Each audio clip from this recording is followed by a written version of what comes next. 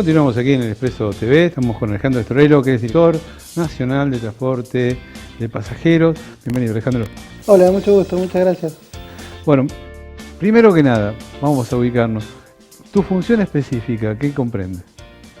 Bueno, la Dirección Nacional tiene a su cargo todo lo que tiene que ver con los servicios públicos de transporte, de lo que es el ámbito de los servicios regulados, que sería todo lo que es parte de la jurisdicción nacional, y también los servicios de transporte que nosotros llamamos desregulados, que es todo lo que hace al transporte automotor de pasajeros de turismo. Con lo cual el trabajo es bastante amplio en que tenés temáticas muy diversas. De la dirección depende todo lo que tiene que ver con los permisos de los servicios públicos de transporte urbanos de las áreas de jurisdicción nacional, esto es AMBA y la zona metropolitana, las unidades administrativas que son puntos que conectan dos provincias, y todo lo que tiene que ver con la regulación del transporte de larga distancia, de colectivos de larga distancia, nacionales e internacionales. Hoy me imagino que están con un tema candente, que es el tema de las líneas que empiezan y terminan en la capital federal, el estudio de ese tema, ¿no? La discusión. Sí, somos parte, como parte de la Secretaría de Gestión, de esa mesa de trabajo que se ha armado, o de esas 3 mesas de trabajo que se han armado, que definió el secretario de Gestión, uno que tiene que ver con la cuestión operativa, otro que tiene que ver con la cuestión económica, y bueno, un poco la coordinación que se está haciendo con la ciudad para que, normativamente ya hay una ley, un decreto que establece que tienen que transferirse, o sea, ya es un servicio que lo tiene que tener a cargo la ciudad. Que hace rato. Que hace rato, en realidad se debería haber resuelto hace tiempo. Lo que queda de resolver es la metodología, la modalidad, para que en definitiva no se afecte el servicio.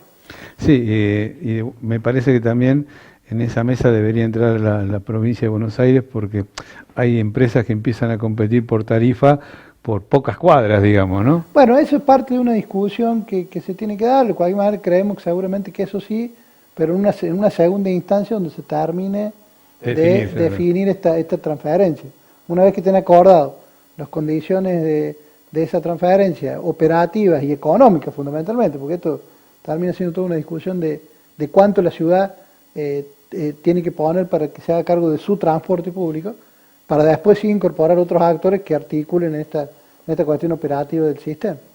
Yo, la verdad, que en este momento se está dando la discusión, pero te digo hace tiempo, porque creo que se perdió una buena oportunidad cuando las 3 jurisdicciones estaban bajo un mismo signo, que hubiera sido una cosa rápida de hacer, y se perdió una oportunidad, lamentablemente, porque ya estaba establecido que debía ser así. Bueno, en eso sí, quizás la coincidencia ideológica o de signo facilita algunas comunicaciones, pero de hecho hoy uno de los temas que está producto de esta situación, por definirse, que es la refuncionalización o la actualización de lo que tiene que ver con la Autoridad Metropolitana de Transporte, que se crea a través de un convenio que firman las 3 jurisdicciones.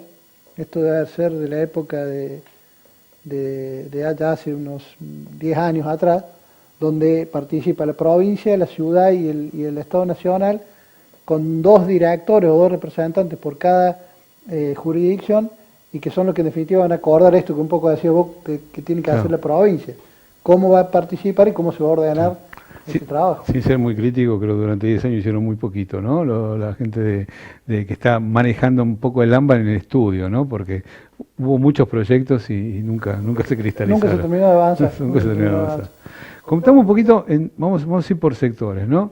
En el transporte público de pasajeros, el tema de subsidios es un tema económico, el tema del gasoil es otro tema, pero el estudio de costos, cuando lo manejan, los parámetros que toman, ¿son los mismos que le dan las empresas, las cámaras? ¿Cómo se revisa eso? Bueno, de hecho la Subsecretaría de Transporte, de la cual depende la dirección que tengo a mi cargo, tiene a su vez una dirección de gestión económica. Esa dirección de gestión económica tiene una normativa expresa que establece cuáles son los parámetros o las pautas sobre las cuales se calculan los costos. Los planteos muchas veces de la parte privada tienen que ver con que la incidencia o la consideración en esa estructura que se define de costos cuál es la incidencia, cuál es la participación que tiene cada uno de los rubros, es lo que en definitiva por ahí lleva a una cuestión más de negociación, si se quiere. El criterio por lo menos de esta gestión ha sido particularmente planteado por el ministro, es decir, nosotros tenemos que priorizar que los aportes del Estado, y esto no solamente con el cálculo de la estructura de costos, que fundamentalmente tiene que ver con el sistema de transporte de la jurisdicción nacional, del AMBA y de las unidades administrativas, que tiene un esquema definido de estructura de costos, pero la prioridad es, lo mismo con las asistencias al transporte del interior y a la larga distancia, es asegurar el pago de los sueldos y de la cuestión operativa mínima que tiene que ver con el combustible. Después el resto, digamos, ustedes privados se cargo del resto, nosotros les ayudamos para que asegurar que el trabajador cobre su sueldo o su salario y que tenga la provisión mínima de combustible, que la cantidad de kilómetros del permiso establece que ventana.